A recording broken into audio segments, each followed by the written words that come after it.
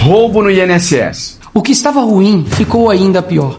Nos últimos dias veio à tona um dos maiores escândalos envolvendo aposentados e pensionistas do INSS. O rombo, segundo levantamentos, ultrapassa a casa de 6 bilhões de reais. 4 milhões de idosos roubados e a maioria das vítimas do Norte e Nordeste. Mas isso todo mundo já sabe. O que eles não te contaram é que o escândalo atual era de 6 bilhões. Hoje, com um novo relatório da CGU, mostrou que só em 2023, 35 mil reclamaram de fraude. E o valor movimentado, 90 bilhões. 90 bilhões. Nós estamos diante do maior escândalo de corrupção da história do nosso país. E o golpe era o seguinte: aposentados eram filiados sem consentimento, tinham valores descontados direto do contra-cheque, ou faziam empréstimos que eles nunca pediram. E daí, quando reclamavam, nada acontecia. Estamos falando do desvio de valores bilionários de pessoas doentes e idosas. Dinheiro que deveria estar no bolso de quem trabalhou a vida inteira e hoje depende da aposentadoria para viver. E é claro, vão espalhar a narrativa de que tudo começou no governo anterior. Quando Bolsonaro virou presidente, uma quadrilha começou a roubar o dinheiro dos aposentados. O presidente Jair Bolsonaro sancionou a lei que combate as fraudes no INSS. O governo espera economizar quase 10 bilhões de reais com as novas regras. À tarde, o presidente sancionou a lei de combate às fraudes previdenciárias. A expectativa é evitar despesas da ordem de quase 10 bilhões de reais. Sabemos, são extensas fraudes, não é só na Previdência, né? E o Lula, quando se candidatou, prometeu que, se eleito, ninguém tocaria no dinheiro sagrado dessas pessoas. Lula venceu, tomou posse e já no seu primeiro dia de governo ele cumpre a promessa. O ministro da Previdência, Carlos Lupe, foi alertado sobre o aumento de descontos não autorizados em aposentadorias, mas levou quase um ano para tomar as primeiras providências. O primeiro alerta ao ministro da Previdência, Carlos Lupe, foi feito em uma reunião do Conselho no dia 12 de junho de 2023. De acordo com a ata, abertos os trabalhos, a conselheira Tônia Galetti relatou que havia solicitado a inclusão da discussão sobre os acordos de cooperação técnica. Lupe rejeitou o pedido por não estar na pauta. A conselheira reforçou a solicitação, tendo em vista as inúmeras denúncias feitas. E aí, adivinhem quem que era o chefe do esquema? Foi o Frei Chico, o irmão do Lula, porque o sindicato que ele administra saltou 414% a arrecadação. Agora adivinha aí qual foi o ano que o sindicato que o irmão do Lula dirige explodiu em arrecadação? 2023, como mostra esse gráfico oficial aqui, ó. Tá aqui, ó, 2016, 2019, 2022, quando foi em 2023 e 2024, ele simplesmente explodiu em arrecadação. E já percebeu que no governo passado tudo era culpa só do presidente? E nesse governo nada é culpa do presidente? Mas olha só que interessante.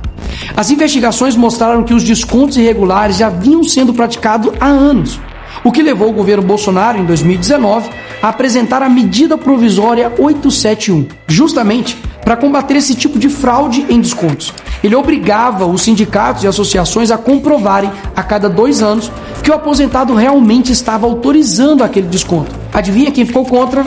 Acertou, a esquerda. Como não bastasse, em 2022, com votos da esquerda, eles derrubaram essa lei. E o que será que aconteceu nos próximos anos? Bingo! Foi exatamente depois de derrubar esse mecanismo de proteção contra as fraudes que houve esse aumento absurdo de descontos indevidos. Ou no português claro, aumento absurdo de roubo contra idosos.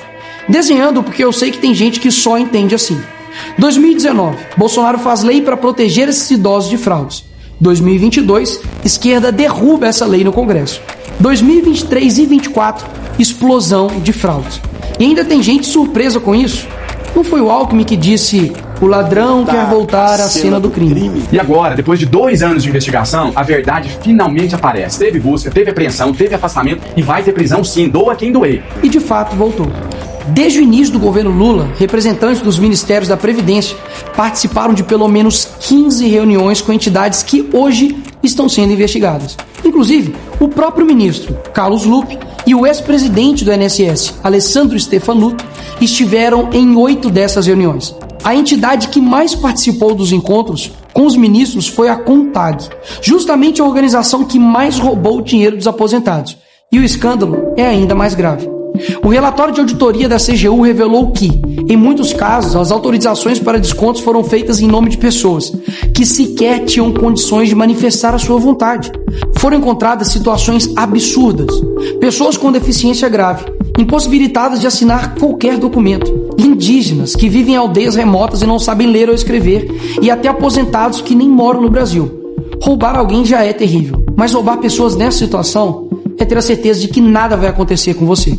Não é à toa que o relatório do próprio INSS mostra que o governo tinha ciência e sabia como barrar os descontos desde 2023. O Tribunal de Contas da União também sabia da denúncia desde 2023. Desde essa época, poderia ter ajudado as pessoas que foram vítimas, mas o julgamento ficou parado por mais de um ano, por um ministro do TCU indicado por Lula. E o sindicato investigado era do irmão do Lula. E o filho do Lewandowski, ministro do Lula, advoga para outra entidade acusada de fraude no INSS. É o país das coincidências. Ou seja, reuniram com entidades investigadas, foram avisados, confessaram que sabia e ignoraram. Fingiram que não viram. Agora, com a pressão do escândalo, o governo Lula trocou o ministro e só. Nenhuma consequência para ele. Engraçado, né? Se o pobre erra o CEP no cadastro, é fraude. Mas se o sistema desvia bilhões, é só trocar o responsável. E quem tiver vergonha na cara, pare de fingir o contrário, porque defender aposentados e pensionistas é uma questão de justiça. Compartilhe esse vídeo para a verdade ser restabelecida, para bandido ser tratado como bandido e para quem impediu essa sacanagem ser reconhecido como herói e não acusado como vilão. O mesmo responsável que em 2011 também foi trocado pela Dilma por corrupção no seu ministério. Isso mesmo, Lula escolheu Carlos Lupe, um cara com histórico de corrupção para cuidar do dinheiro de idosos e doentes. E depois de 14 anos ele volta e cai de novo, da mesma forma. Tudo isso está acontecendo e sabe qual é a solução do governo? O INSS usará o dinheiro do povo e devolverá o dinheiro aos aposentados e pensionistas. Traduzindo, as vítimas vão ressarcir o prejuízo das vítimas. E os criminosos, Nicolas, seguirão livres, sem punições. Que bela democracia. Eles roubam e quando a gente descobre, eles mandam a conta pro povo brasileiro pagar. Assim fica fácil roubar. É o crime perfeito. Tá, Nicolas, mas o que vocês estão fazendo contra isso? Eu e a oposição apresentamos um projeto de lei para proibir definitivamente esse tipo de desconto automático no INSS. E mais, preciso da sua ajuda para poder pedir para instalar a CPI dos roubos dos aposentados.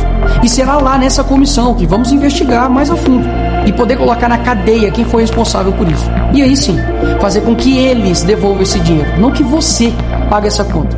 Vá até a rede social do Hugo Mota e Davi Alcolumbre e peça para que essa comissão seja instalada. E por fim, vá urgente ao seu banco ou veja o extrato na sua conta pelo celular e veja se há algum desconto indevido. Só assim você saberá que está sendo roubado ou não e peça o cancelamento imediato desse roubo. E sim, o tempo passa rápido.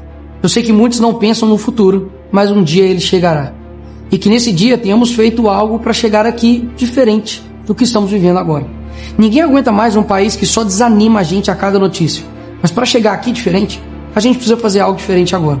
Porque o partido que prometeu cuidar do povo, um presidente que se colocou como o pai dos pobres, acabou explorando quem eles mais juraram defender. Mas eles só chegaram lá porque muitos acreditaram neles. E até quando? Porque quando chegar aqui, talvez seja tarde demais para mudar o Brasil.